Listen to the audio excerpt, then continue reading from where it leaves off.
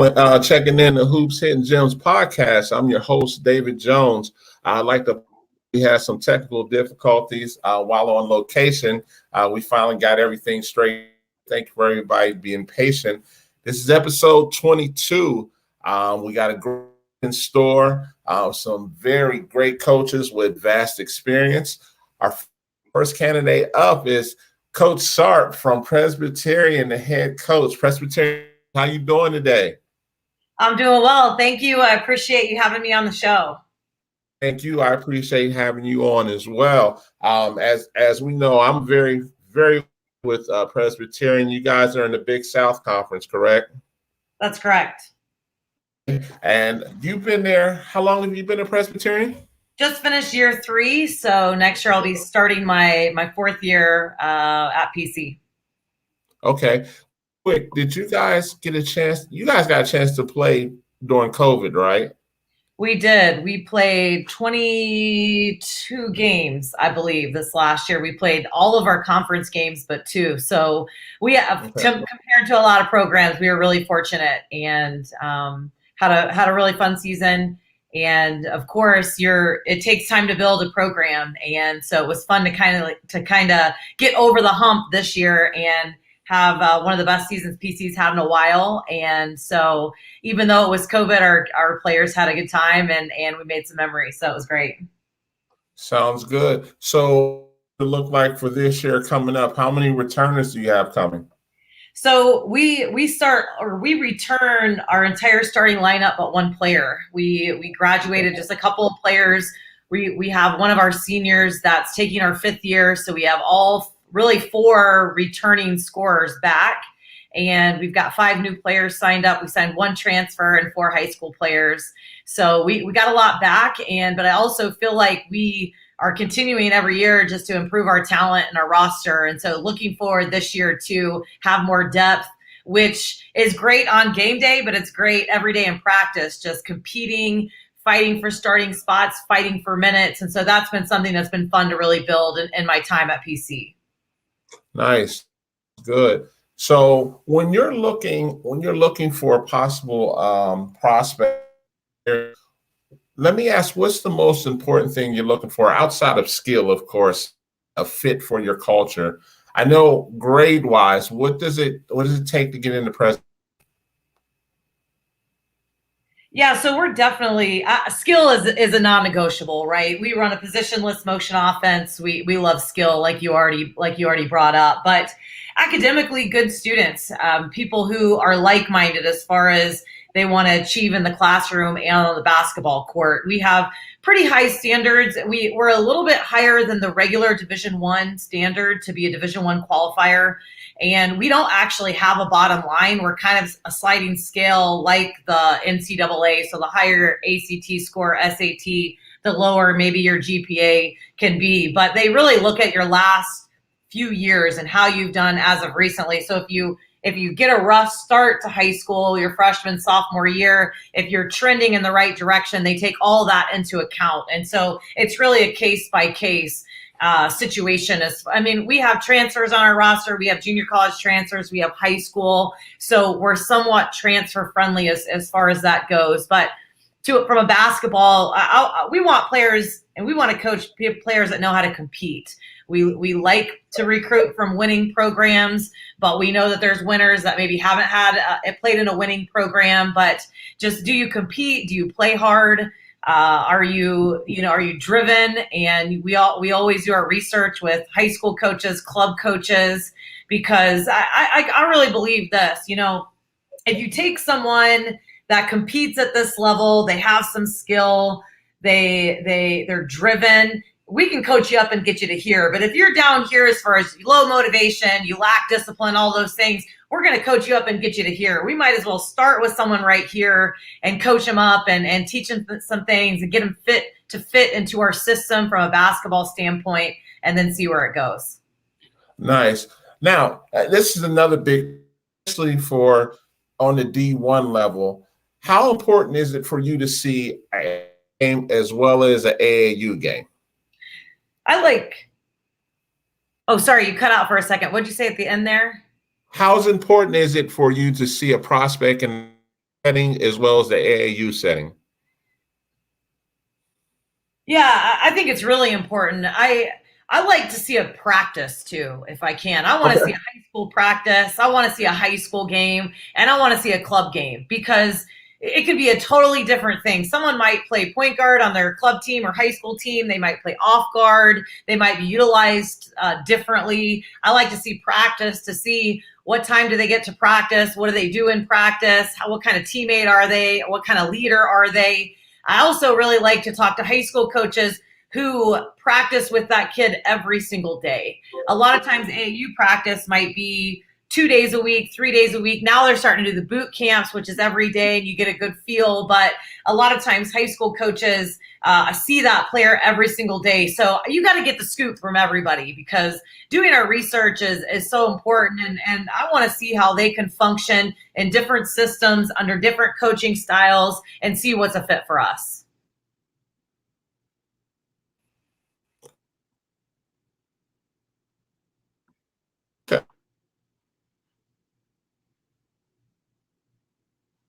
Good, good.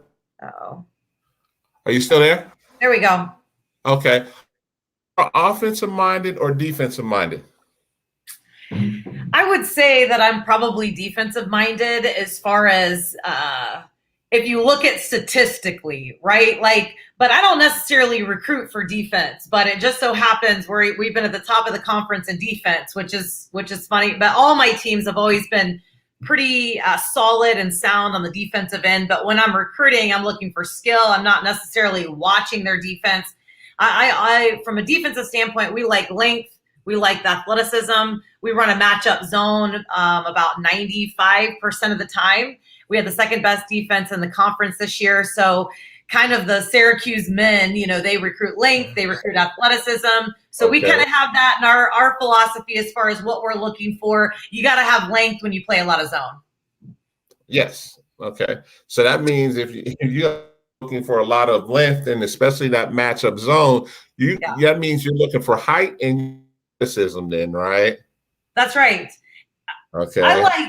I like length at the guard position, especially. We don't have to just be huge as far as the interior goes, but we like to have length on the exterior part and the guards. We really like to have a guard that can really plug the ball and slow down transition offense. That's something really important to the defense. But it's been fun to coach, and it's kind of outside the box. It's something a little bit different, kind of catches people off guard a little bit.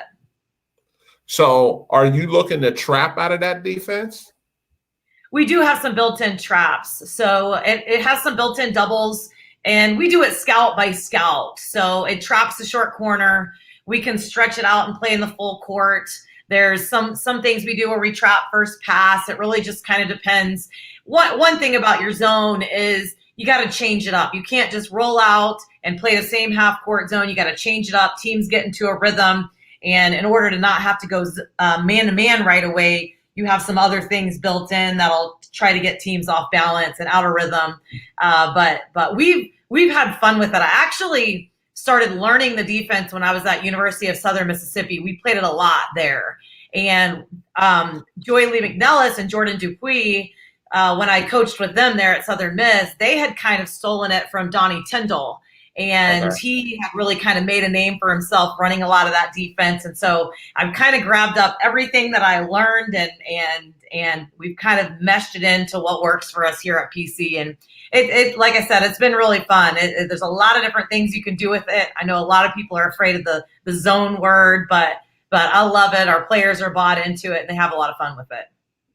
Now you bring up a great point. So since you play a zone, the defensive principles, when you're looking for at a high school, a lot of times they like to teach man principles.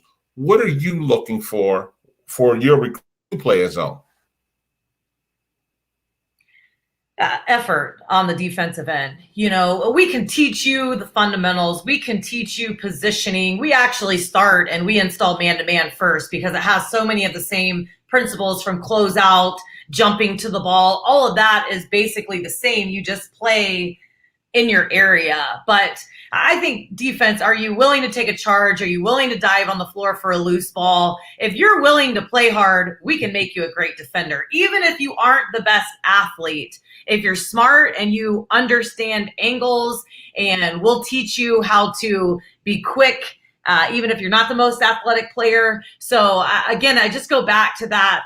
Do you give effort on the court?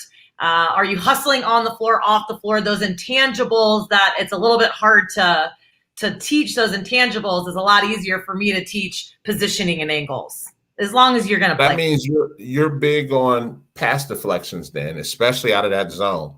Definitely. And we talk a lot about showing your wings and being really active with your hands and active with your feet and active with your mouth, right? Like, we should hear a good defense before we can see if a defense is going to be any good. We should hear each other because we've got to be really connected on the defensive end. So that would be another thing that I'm looking for in players is, are you vocal on the court? Are you talking when we go to practices? That's something that gets exposed sometimes, because I think that's one of the biggest things from high school to college is there's a lot more energy. There's a lot more communication in most situations. And so we like players that play with a ton of energy, play with a lot, that are vocal, because all of that translates really well into our system. Okay. So one of the other things I like to always ask, you guys have and this is from a recruiting standpoint, offer kids to come back and be possible grad assistants if they want to go to the. So here at PC, I like to hire, honestly, former players. I've had several former players on my staff here because it's awesome, because they believe in you right away. And I think the same, we don't have a master's program here at PC, but if we did, I would be looking for former players at other places that I've been. Sometimes it's part of recruiting a player is if you're going to have a GA spot open, someone wants to get into coaching, it's a great opportunity for them to already know the system and to slide right over into that new role by the time that they graduate from. But unfortunately here at PC, we would help them get a graduate spot somewhere else in hopes to potentially bring him back to staff. We have a few players on our team right now that I've been trying to convince to be coaches because they're so vocal, great leaders already. And so, but we'll see. I personally didn't plan or go to college to be a coach. It's just one of those things where you graduate and someone offers you a job, and now I can't imagine doing anything else. Understood.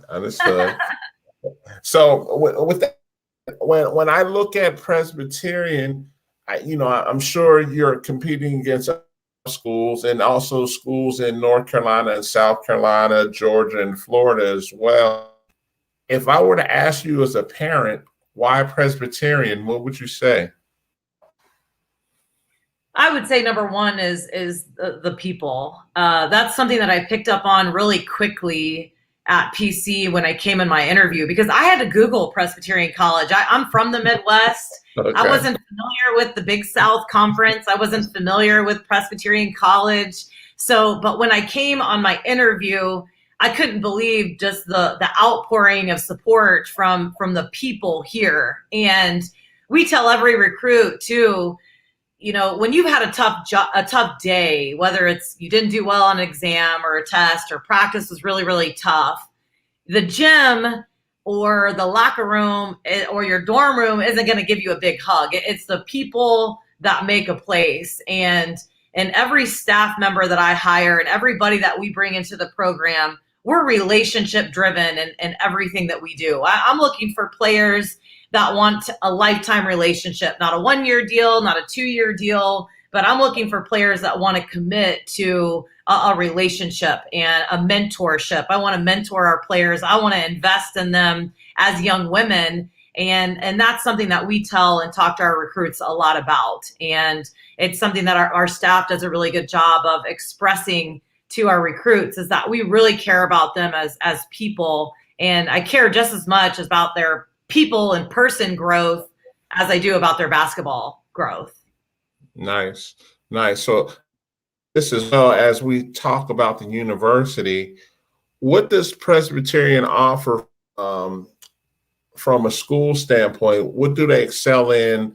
from a situation of if I wanted to major in something, what does Presbyterian stand out? Well, Presbyterian, we're most known for our math and science. So a lot of undergrads will come here that are biology, chemistry types of majors. We have a pharmacy school, we have a PA school, we're starting an occupational therapy. So we're really increasing our brand in the math and science.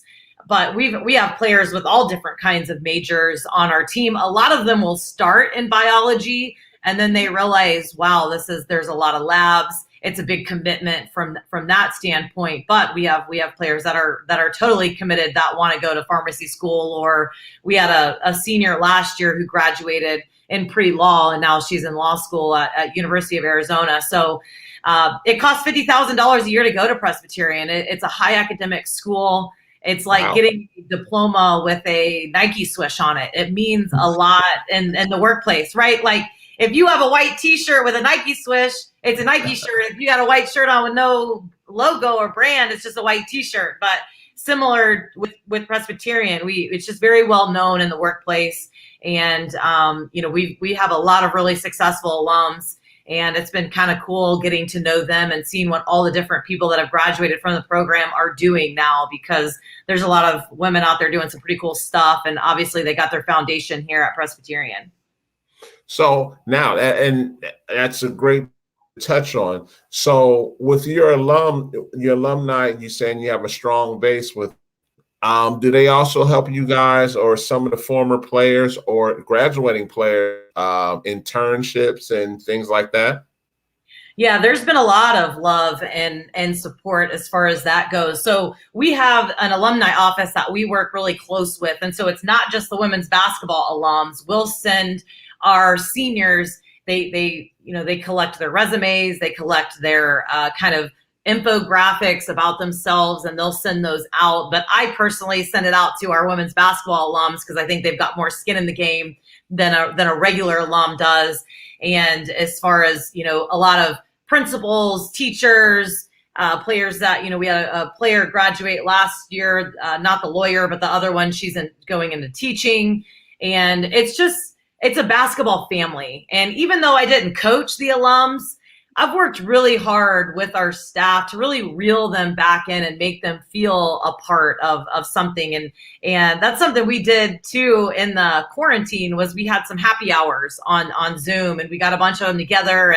And usually women's basketball alums, they like to have a good time. And we've done some different social events, and we've really generated a lot of traction with our alumni. They've been a little bit disengaged, and so it's been fun kind of getting them back on campus. We've had alums that haven't been back on campus in over 20 years, and they've been regularly coming to games, and we let them talk to our team and invest in our team. And so we really are trying to make it a family atmosphere here. Okay. Now, I would have to assume they haven't done the preseason rankings for the Big South Conference for the women's side yet. Where are you expecting to be? Gosh, I don't know. Preseason rankings are so crazy, especially now with the portal. Like somebody, it could flip things so quickly. But I would say that we'll probably be somewhere maybe 4th, 5th, 6th, something around there. This last year, I think we were picked maybe 9th. We finished 5th place. So I would expect us to get a little more higher ranking maybe than we did this last year. But I don't know. The greatest thing about the Big South Conference is there's so much parity. I think there's been a different winner every year that I've coached, but from Radford to Campbell to High Point that won it this year. And we like to talk to our recruits about that it's up for grabs every year. Liberty used to be really successful in the conference. They've moved. We've added North Carolina A&T. They're going to be really good and competitive in the conference. Hampton joined a couple of years ago. They've been really competitive. And the coaches that have been in the conference for quite a while, they talk a lot about the parity and how much more competitive the conference has been in the last couple of years. You can win or lose on every night, which makes it really fun. Okay, good. Does the Big South Conference automatically get NIT or women's NIT berth, or how's that been traditionally for your conference? Yeah, so it kind of depends on who wins the tournament, right? So if you win the tournament, you automatically get an at-large bid. If you were the regular season champion and you don't win it, then you get a women's NIT nomination. And if you play in if the same person wins it and goes to the tournament, then it goes to the winner of the or who goes to the championship game. So we will always have someone in the NCAA and in the WNIT, and also WBI. You know, we got invited this year to the WBI. Unfortunately, with COVID, we actually weren't able to participate in the postseason tournament. But there's usually a couple of teams, I should say, in the WBI from our conference as well. Okay, so in general, you get depending on how it all plays out. You usually get one at-large NCAA bid, one bid, and one or two WBI bids? Yeah, I would say probably about 4 teams total. Yeah. Okay. That's not bad. That speaks a lot for your conference then. If that happens on the regular, I mean, hey, it sounds like you guys are definitely in good. Now, one thing I like to say as I close out with you, and you asked, why, and you answered that as well. What do you see for Presby in the future that you have stored for them that's going to take them to the program? I think vision, right? Like we have so much vision, and we've been getting closer and closer. I mean, we were 7-22 my first year, so we had so far to go.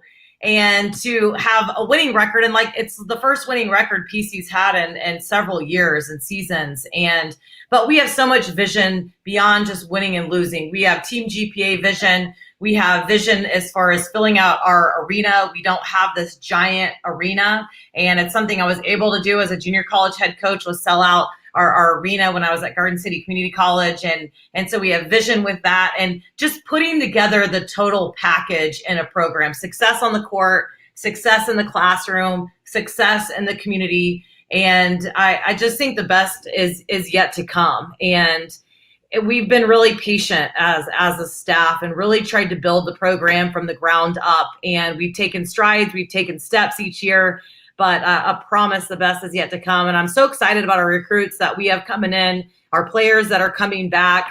We were not plagued by the transfer portal, which was awesome. And to have a senior come back that's not getting her master's, she just chose to come back, felt like she had unfinished business. She's one of our leading scorers. I think that says a lot about the investment that our players have made and the commitment to our program.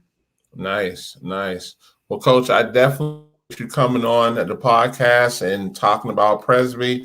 I know a lot of basketball knows about you, but do we have listeners in Ohio and Pennsylvania, as well as I'm sure they're going to be inquiring about this. How can they reach you on Twitter? So they can reach me on Twitter. I'm Coach A Sharp on Twitter. So there's no E on Sharp. Some people get that mixed up. I'm also the same on Instagram, on Facebook. I'm not great on Facebook. So probably the best way is either Twitter or Instagram. I have so many Facebook messages. I'm terrible at getting into all of those.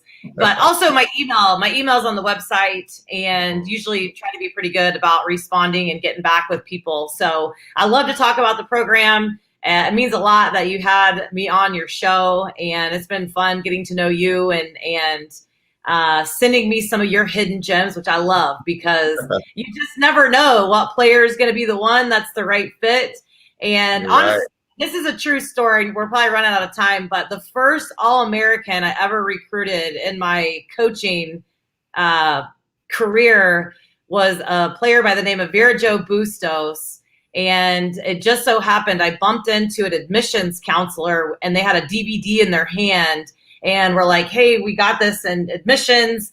And they gave me the DVD. And of course, I was 23 years old at the time, and I popped that sucker in, and she could really, really play. And so I'm a believer in, you got to watch every film that comes in your inbox. You just never know who might be the hidden gem. Definitely. And as you always know, it's about relationships. You never know as you build these relationships. Like you said, it may be a DVD. Well, times, it could be a tweet of somebody's film, and, that could be your next All-American, boost your program to that next level as well. Awesome. And so true. But thank you so much.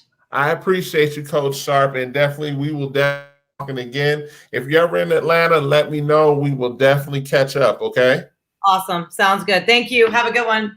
Bye. You're welcome. You take care. That was Coach Sharp from Presbyterian. As you can see, Presbyterian is definitely up and coming. She started out at 7-2, and now she's, she got invited to the WBI. That's a testament to hard work. And, that comes from getting on the recruiting trail and finding those fits. And again, that fit for you in college is so important. And not only is it important for you, it's important for coaching staff as well. Our next guest, very good friend of the show. He's from Western Carolina University. Coach Friesman, how you? I'm doing well, Coach. Thank you so much for having me today. Not a problem, man. My pleasure, man. It was good to see you this weekend. It was good to see you this week, team camp, man. Man, you tell me your thoughts on GHSA team camp this past week, man. Was it amazing or what? And the association did an unbelievable job the past 2 weekends. Our staff was there both weekends. Really, really strong event, well organized, and some great competition. So we were grateful to be there. Yeah, by far. I mean, I was blown away by what I, this past 2 weekends, and I'm sure you saw a couple of prospects probably caught your attention, and they're now on your radar per se. What do you think? Is that a true statement? That's a very true statement. We saw a lot of kids that really intrigued us between our style of play and getting on the phone with them and getting to know a little bit about them, what they're about. It was 2 really good weekends for Western Carolina at the team camp at Lake Point. Good. So what I wanted to get to know about Western, what type of style of play do you guys play? Yeah, so we're going to play up and down really, really fast. Our head coach, Justin Gray, and myself, we both were on staff at Winthrop University last year. Really successful offensive style, extremely fast. And a lot of teams sell that in recruiting to kids, and most don't have the numbers to back it up. But we really do play fast, trying to generate great, efficient shots. Doesn't matter if it's in the first 5 seconds or the last 5 seconds of the shot clock. Really look at efficiency on the shots. Want to shoot a lot of threes, and really just efficient shots. Okay. Defense-wise, are you a straight man or are you a zone team? Yeah, so we play the pack line at Winthrop. We're going to do a lot of that here at Western Carolina. Pack line is just something that we believe in as a staff, and think can put our players in a great position to be successful. Okay. Now, I like to make this point for me because I want parents to understand this. How important is for that to come in to be defensively sound and know his principles, that you have to teach the basics to get them to where you want them to be? Yeah, for any high school player out there going on to play at the next level, having defensive awareness, being taught the right way to play is super helpful. College coaches are always evaluating that. What kind of program is that kid coming from? Is he around a high level coach that are teaching the right way to play? Those things. Does he talk on the court? Is he active? Those are all pieces that are being evaluated by all the coaches there, and it's definitely very helpful coming on to the college level, having some fundamentals behind you.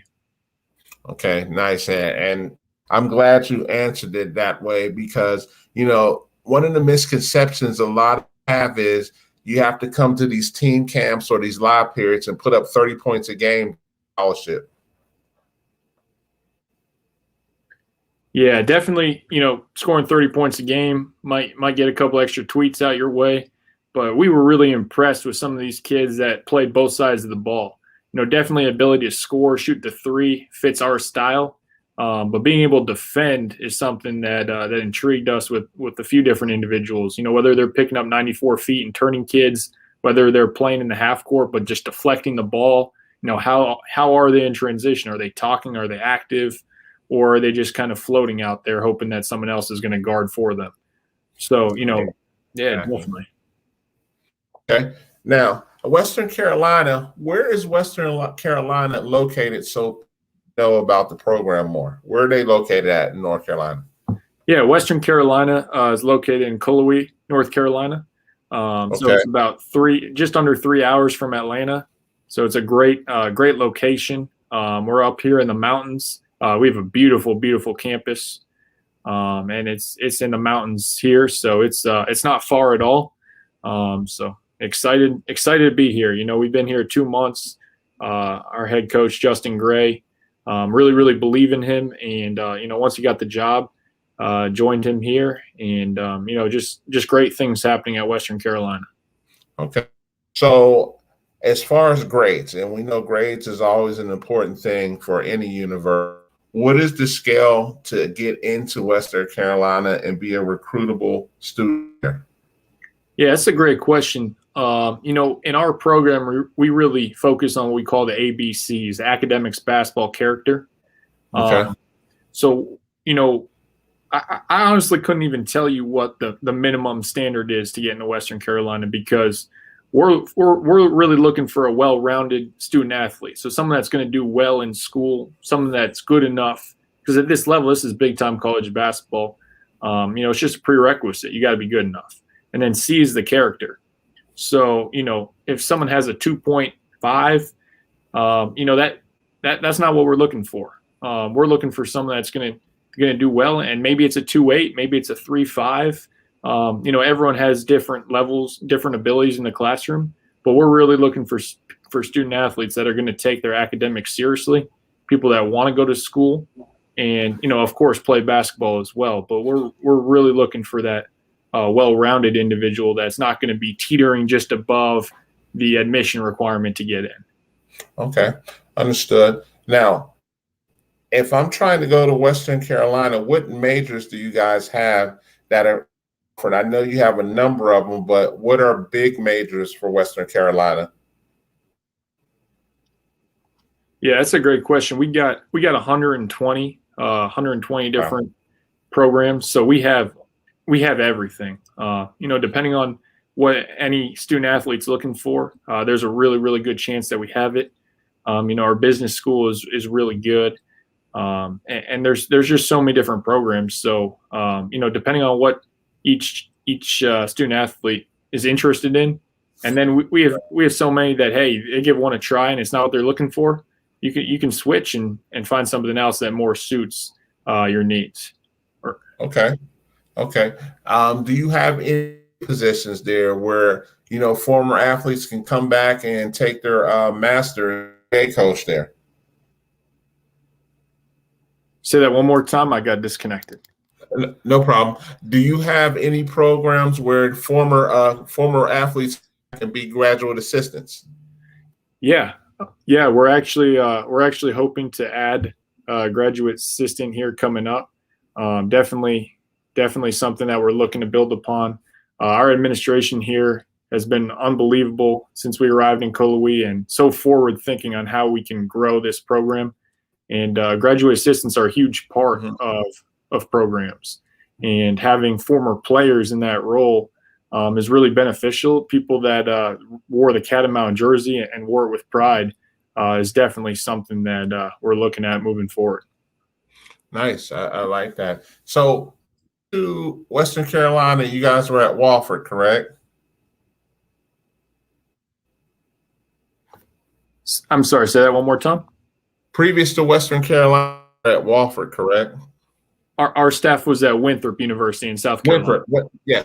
So at Winthrop, you guys had a pretty successful run there at Winthrop, right? Yes, sir. We were fortunate.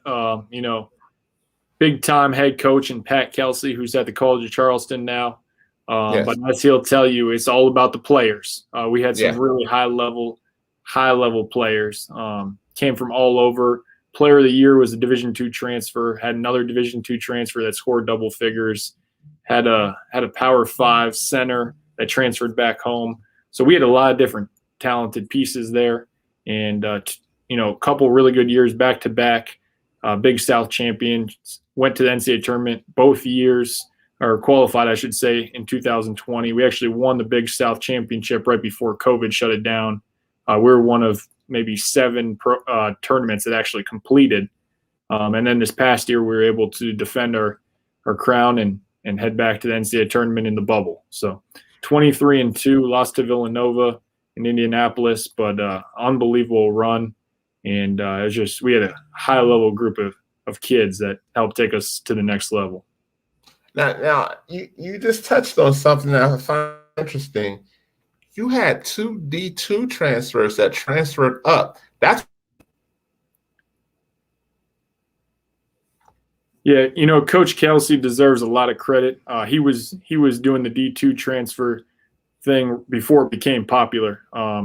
Big study of metrics, different numbers, percentages, and he has a lot of respect for the Division II game. He was the Winthrop head coach for 9 years and found that Division II transfers that produce numbers especially in some of the better better Division II leagues transferred to the Big South. Those numbers transferred. So a kid puts up 15 points a game and shoots the ball at a 50% rate and 40 from 3. Those numbers transferred into the Big South pretty well.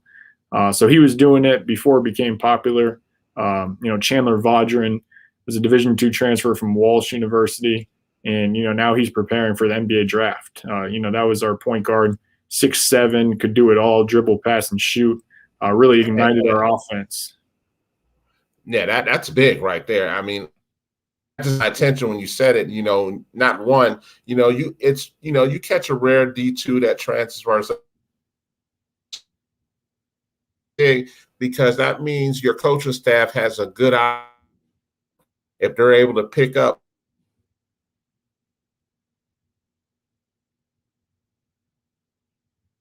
It's just as good as some D1 programs, and that's a testament, right?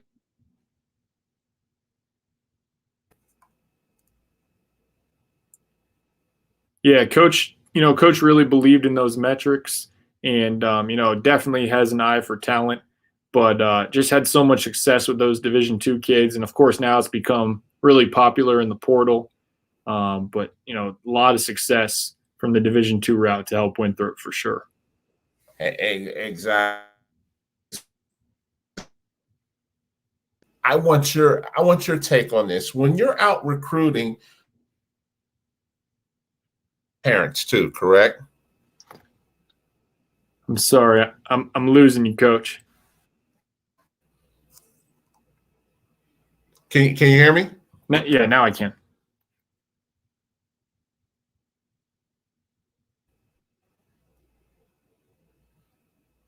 We may have a small connection.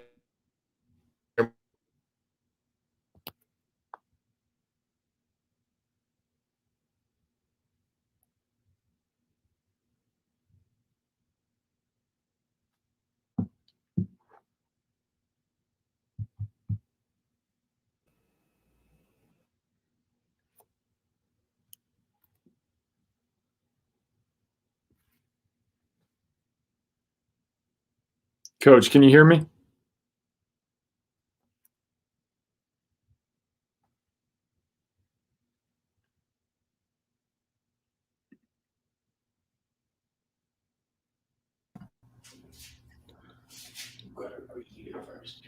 Hey, Coach.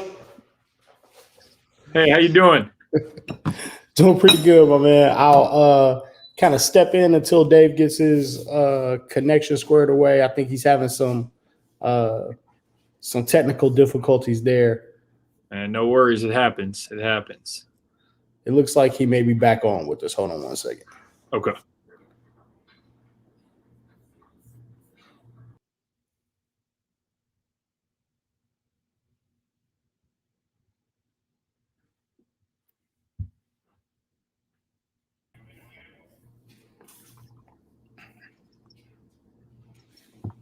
Coach, we'll jump in for a second here. I believe you guys were starting to kind of talk about recruiting and what you guys were looking for when it comes to recruiting. We just had a pretty big couple of weeks here in Georgia when it comes to recruiting. Can you kind of tell us from your standpoint what coaches are looking for that parents may not understand? I know parents kind of see whoever scores the most points on their team. They feel like that's what gets them recruited. But what are some things that you guys are looking for that parents may not know? Yeah, that's a great question. The points are what most people look for, as far as parents and whatnot, and Twitter loves that. But really looking for guys that play both sides of the ball. So, a kid that comes out there and makes 5 threes is, intriguing. But what does he do defensively? How physical is he? Is he rebounding? Is he talking? Just really looking for guys that, I can get on coach's radar and say, hey, coach, this guy, he can get a bucket, but he's also going to guard the other team's best player. So I'd say defensively, what are the abilities and capabilities? Do they want to guard the best player, and can they guard the best player? Probably two different questions, but really looking for guys that play both sides of the ball. And that's what really got me excited. It's a little, if I bring suggest a kid to coach that can get 30, obviously scoring the ball helps you win games, but defense wins championships. And, guys that defend is really, something that we're looking for. Gotcha. I've seen this happen a couple of times throughout my time, is that, and I was sitting beside, not this past weekend, but the weekend before, sitting beside an assistant coach, and he goes, man, if I brought my head coach to this game, I would be in trouble because the guy's not playing good. Is that something that happens? You get your head coach to come down to a game, and then the guy that you feel like played really well has a tough time. Yeah, it happened on Friday. Coach Gray was at Lake Point this past weekend. And, sometimes guys don't make buckets, and it's just how the game goes. But you bring quality recruits to the table that play both sides of the ball. Well, coach can see, hey, his shot looks good, but it's just not dropping tonight. But, hey, he's out there giving it everything he has defensively, and he's not letting his offensive game dictate his defensive game. So, that's really encouraging. And it happens. Sometimes shots don't go in. But what's the response? How are you going to turn the page and move on to the next play? For sure. Coach, are you able to see defensively how good a player is playing if their high school team or AAU team is playing zone in those possessions? Does it limit you? Does it mean, hey, I need to come back and see this guy in another situation? Or how do you guys handle that when the teams are playing, either a matchup or a 1-3-1 or something like that? Yeah, so we played all man at Winthrop. So, definitely prefer when teams are playing man, so you can get a better feel of, hey, how does the guy guard a ball?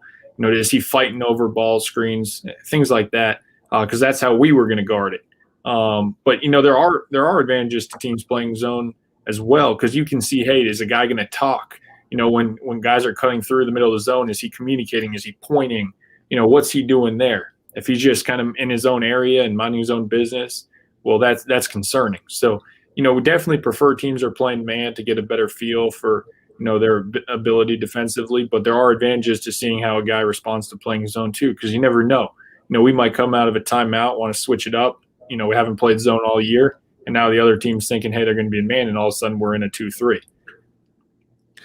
What are some of the things that you guys look at to gauge like a player's basketball IQ? Is having the high IQ important to you guys, or is that something that you feel like, well, if they have other tools, we can teach him some of the things that we do and terminology and things like that? Yeah, that's a great question. There are definitely things that I'm looking for IQ wise. There was a game this past weekend. The coach was yelling out, he's left-handed every single time the kid got the ball. So, is a kid going to recognize that without the coach yelling it out, where he's going to try and take away his left hand? Different things like that. What about offensively? Like, is he passing up a good shot to one more to his teammate to get a great shot? So, always evaluating different things like that. But yeah, we do different research. Really believe in turning over every rock. Asking his coach, hey, how does he adapt to different situations? How is his basketball IQ? If you tell him drop a play, can he go out and execute it? And then talking to the opposing coaches of guys you play. So, you're recruiting a kid in a big time conference that they play every other school 2 or 3 times. Well, talking to one of those coaches, hey, how's that kid? What's preparing for that kid like? How is he in that atmosphere when you play him? Is he someone that you don't mind playing? Would you rather he's on your team, or are you glad he's on that other team? So different questions like that. A lot of research goes into evaluating prospects, both with our eyes and talking to different people. For sure. That Coach brings me to, and I think Coach Jones was bringing this up, was about parents.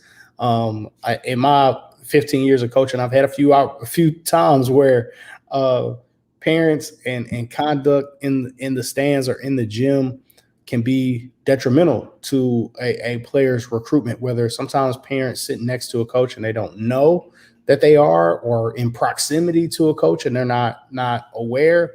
How often do you guys kind of discuss that of, hey, we like this kid, but this parent may be a problem, or vice versa?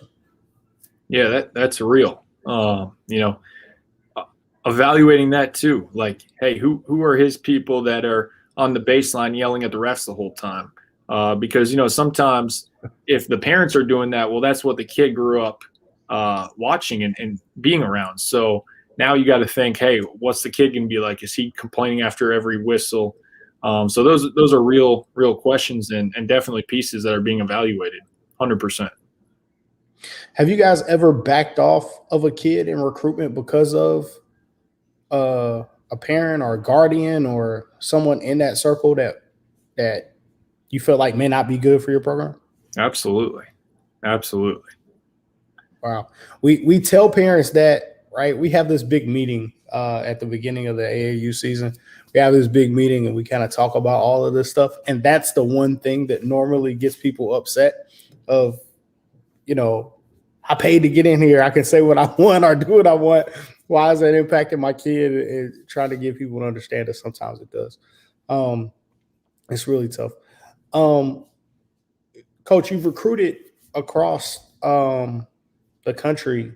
How would you say, I know you can't talk about individual players or get into any specifics like that, but what do you think about Georgia just in general, Coach, as far as how AAU is typically handled here, the media coverage for grassroots, how we handle the June live period? What are some of your thoughts of Georgia basketball and what you've seen? Yeah. I was at Lake Point each of the past 2 weekends. Georgia is going to be a priority for our staff here at Western Carolina.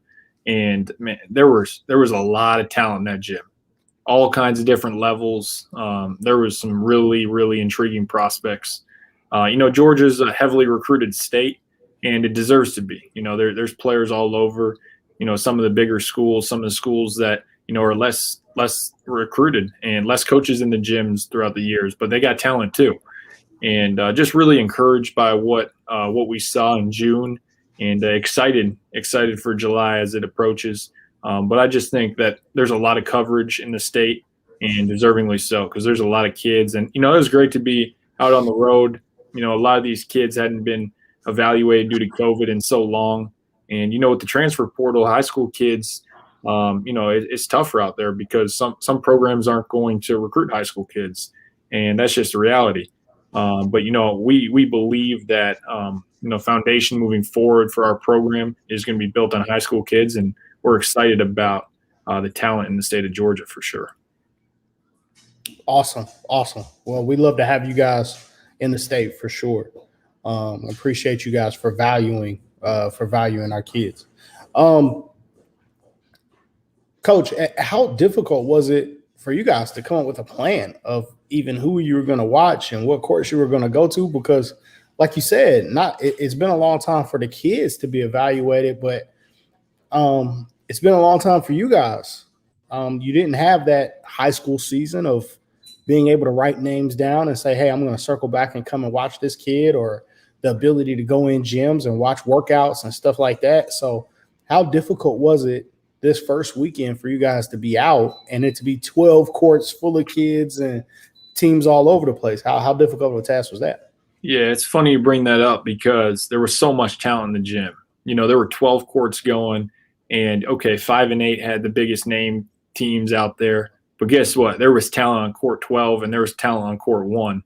You can only watch so many courts at once, and you try and stand in between and see different plays. And as soon as there's a whistle and there's free throws, now you're turning your back to catch a possession on the other court. It's just a testimony to, the kind of talent, the amount of teams that the association was able to bring in both weekends, because there were very few teams that played both weekends. It was almost completely different fields. But it was challenging for sure, because, you talk to someone and be like, hey, you see this kid on team A, and then it's, hey, did you hear about this kid on team B? And then team C is playing at the same time. And, it's helpful. We had myself and Coach Gray were both there and split up different courts and evaluate. And then all of a sudden you want to get a second eval or a third eval on a kid, but yet this other team is playing for the first time that you have to see. So it was a puzzle. We came back with a lot of different names, and encouraged and following up and just getting information.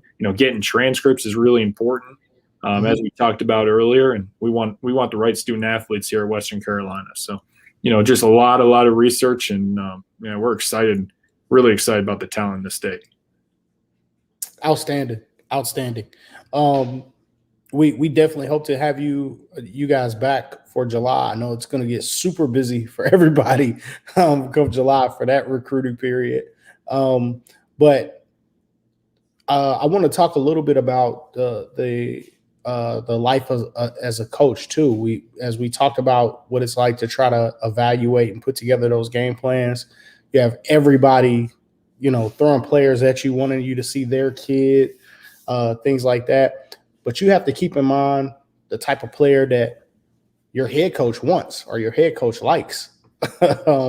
What are some of the challenges of evaluating when you have to think through the lens of, does this guy fit into our system, or does he do what my head coach wants him to do? Yeah, that's a great point. I have an advantage. Came from Winthrop with our head coach, Justin Gray. So we've been in the same system for 2 years, and we're going to bring that same system here to Western Carolina. So I know exactly what coach is looking for. He's really, really stressed. He wants competitive guys, dudes that are going to come in here and compete, not guys that you have to, like a lawnmower, start it up every day, like just guys that are going to bring it every single day. Yep. And, in our system, we play really, really fast up and down, guys that are going to be great in transition, can shoot the three, get to the basket. And then guys that, show a want to defend. So many guys just sit back and, especially in high school and being the best player, we want guys that are going to defend and go find out who the best player on the other team is and take that personal. So just, like I said, just advantage knowing Coach Gray really well. And we kind of see players in the same lens. So definitely helpful for me. That is a tough evaluation because in our day, Coach, I don't want to date myself. My day may be a little further removed than your day, but it was a point of pride that the best player on our team wanted to guard the best player on the other team. But you don't see that very much anymore. Even when those two players may play the same position, but they might not guard each other for the entire day. Do you take that as kind of do you think about that as far as, hey, that may be his high school coach, that may be strategy, or do you look at that and say, well, I may want a different guy if he's not guarding his matchup? That's part of the research. That's definitely a piece that's evaluated, because we want to know that. Is that the kid's decision, or is it the coach's decision? If it's the coach's decision, hard to hold it against the kid, but I'm going to ask him, hey, how do you feel about that? Do you want to guard the best player, or, things like that? And never throwing a coach under the bus or trying to have a kid go against his coach, but just kind of understand, hey, why is it this way? And same thing with the coach. Hey, coach, why is that your strategy? Help me understand that better, because, if it's the kid's decision, I mean, there's plenty of kids out there. We want kids that are in competitive excellence. We talk about that every day in our program. Not running away from the best player on the other team, but wanting that challenge. For sure. Coach, we talked a lot about the evaluation process, and let's say we get through the eval process and you really like a kid. You offer the kid, he commits, you sign the kid. What are some of the things that kids in your experience, and maybe not just in your program, but just in your experience, that high school kids struggle with when they first get to college? That first practice, let's say. Well, I'd say the intensity, the speed of the game, it's just different. The physicality, it takes time to adjust. We have a few kids here on campus now, and our whole team will be here in July. And, whether kids are coming from the high school level, whether kids are coming from the junior college level, whether the kids are Division I transfers, every level is just different. The speed of the game is different. How fast we play, it doesn't matter if you're coming from a high major Division I program. Chances are they didn't play as fast as we did. So getting in that kind of shape and just really preparing your body for how we're going to do things, I'd say the physicality and the speed is the biggest difference. Do you find have issues with kids and like scouting reports when they get their first college scout, not being able to to retain that information and translate it to games? Is that something that you see a lot from high school kids? Yeah. And, we had a really veteran group at Winthrop.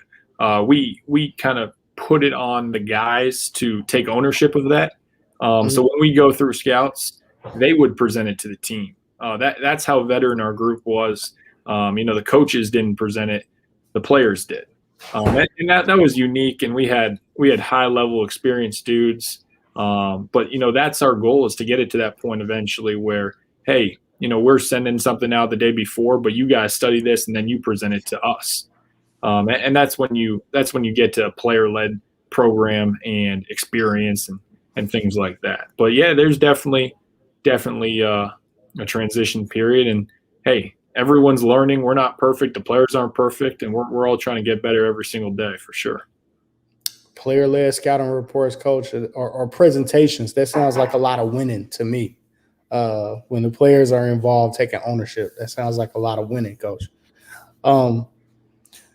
Coach, we talked a little bit about, and we'll get ready to close here in a bit, but we talked a lot about, from the kids' perspective, but how was it for you guys going through COVID and having the uneasiness of the season and how things were going to play out? And then eventually, we're playing games, but definitely not under normal circumstances. How difficult was that for you guys? Yeah, I give our staff a lot of credit. We constantly were educating the guys on every decision they made could impact our season. And as much credit as I give our staff, I give our players even more credit, because they were the ones, they're in college, and we've all been there. College is supposed to be a fun time, and we're sitting there telling them, hey, one bad decision could ruin what we're trying to do. And our locker room knew we could do something special. We went 23-2, and it was no secret. We had goals of advancing in the NCAA tournament, and we came up short of that, but that was the mindset every single day. So if one player made a decision that didn't lead toward advancing, another player was holding them accountable. Whoa, hold on a second. We're trying to do something special. That's not doing something special. And, that just speaks to the leadership of our players and, their mindset to really advance. So it was difficult, but every team went through it. We were fortunate. We only had one shutdown, one COVID kind of deal. And we had some games canceled to start the season out in Louisville. But, we were really, really fortunate not to get shut down in the middle of, non-conference play or conference play or right before the conference tournament. And the credit goes to our guys, because they're the ones that made the decisions to do the right things. And that helped lead to something special. Awesome. I'll close. It looks like Coach Jones just hit me. They're still having some internet problems, but I'll close with the famous question that he always closes with. Let's hear the pitch for Western Carolina. Why Western Carolina? Tell us about the campus, the culture that you guys are building. The pitch to every kid when they when they want to consider your school. Yeah, well, the pitch is easy. The pitch is our head coach, Justin Gray. You know, I was fortunate enough to work with him the last 2 years, and I knew he was going to be a head coach. I didn't know when it was going to be, but I knew I was coming to work for him had he given me the opportunity the day he got a job. And Coach Gray was a 2,000-point scorer, 3-time All-ACC member, 12-year professional, played in the backcourt at Wake Forest when they were number 1 in the country with Chris Paul. Like, Coach Gray is a winner. You know, on the court, outstanding player. How he sees the game is unbelievable. And then off the court, the way he developed kids and helped prepare them for life. Man, I believe so much in Coach Gray. I told him, hey, if you get a head coaching job, no matter where it is, A, I'm coming with you, and B, I'm buying a house, because that's how much I believe in you. And, you know, facilities are great. We're building a brand new locker room, lounge, and film room. Our administration is so forward thinking, raising $1.4 million for that project. And, you know, we got a practice facility. Everything like that is great. But the pitch is Justin Gray. That's why I'm here today. And that's why we're going to get the best student athletes here at Western Carolina. I love it. I love it, Coach. That's one of the best pitches I've heard since David started doing the show. I absolutely love it. Well, Coach, we definitely appreciate the time. I hate that Dave had the connectivity issues. He's working remotely, so typically we're running this show from a more cozy environment, but we're a little disheveled at the moment. But appreciate you taking the time to come on and spend some time with us and let us understand more about the program. Absolutely. I appreciate you guys having me. They always say technology is great until it isn't. And, you know, that happens sometimes. But appreciate you and appreciate Coach as well for having me on. And always love talking Western Carolina basketball. So thank you so much. Absolutely. Thanks, everybody, for watching. We'll get up with Coach Jones and see what's going on with his service down there in Macon. We'll get on those guys in Macon, get everything fixed. But appreciate you guys for watching. Wednesday, we'll have Voorhees Tiger Vision. And, of course, Thursday night, 8 p.m., as always, the Love of the Game podcast. We'll be announcing our newest addition to our group. So you definitely don't want to miss that. So appreciate you again, Coach Freeman, and appreciate everybody for watching. You guys have a great night. Thank you.